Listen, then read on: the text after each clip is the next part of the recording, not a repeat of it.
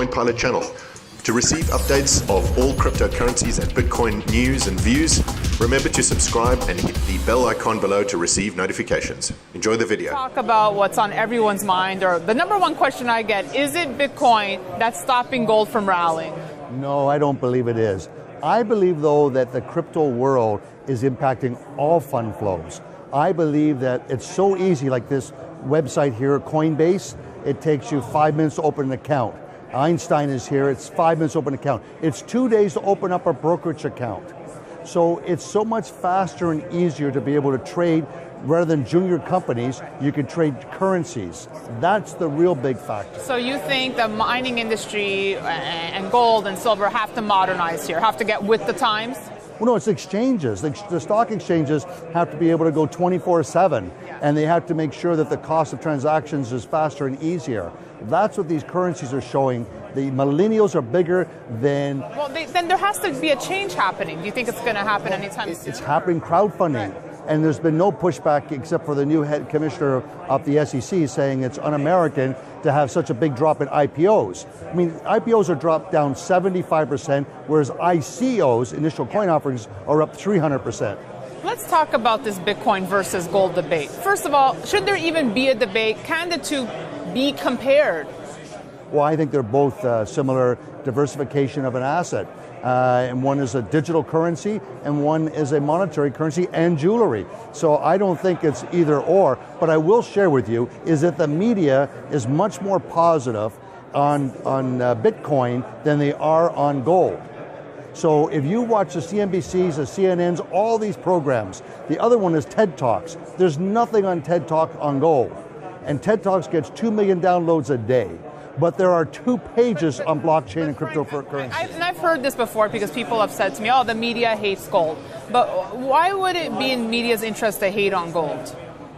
Because there's this conspiracy thinking that gold is bad. And I don't understand the logic of it, but it is very prevalent because most times when I go on CNBC in North America and I go on Bloomberg, it's to defend why gold is up. And if gold's down, gold's going to go lower, rather than gold has a mean reversion. And so that's what gives you your special advantage because you are the lone person, the lone ranger that's out there articulating that there's another part to gold. There is another part to gold. I think mainstream media might have an issue when people come on saying gold's going to 10,000 or, so those extreme calls. But they can do it with Bitcoin. That's true. Okay. That's true. No, that's a good point, I have to say. Okay, so we're here at the conference focused on the junior mining space. How do you see this sector? Well, I still think they're wounded from the GDXJ blow-up. I think it was like some said it wasn't being hit by Mike Tyson, it was being hit by an 18-wheeler.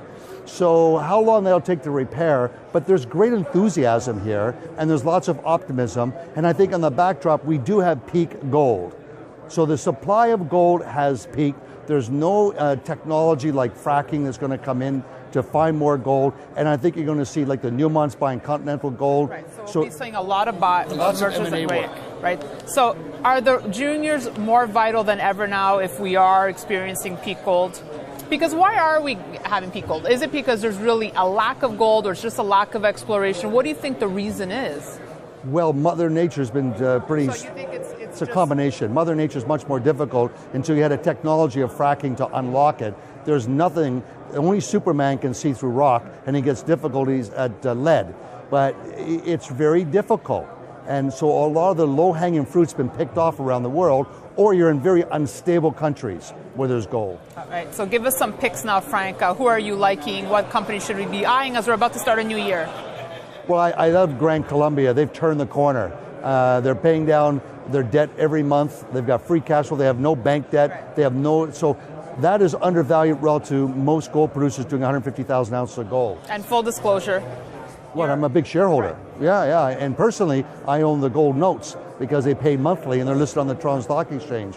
I love the monthly income. So I think stories like that are interesting. And the new one that Ross Beatty is organizing of the mega merger of Trex and it's Equinox Gold, I think that they're going through the genesis and having the leadership of a Ross Beatty, that's always a big vote of confidence. I think Leah Gold is another sort of undervalued opportunity to get re-rated. All right, Frank Holmes. And I own them all. All right. Thank you so much for joining us. And thanks for watching. We'll have more for you. Be sure to stay tuned to Kitco.com. Thanks, Frank.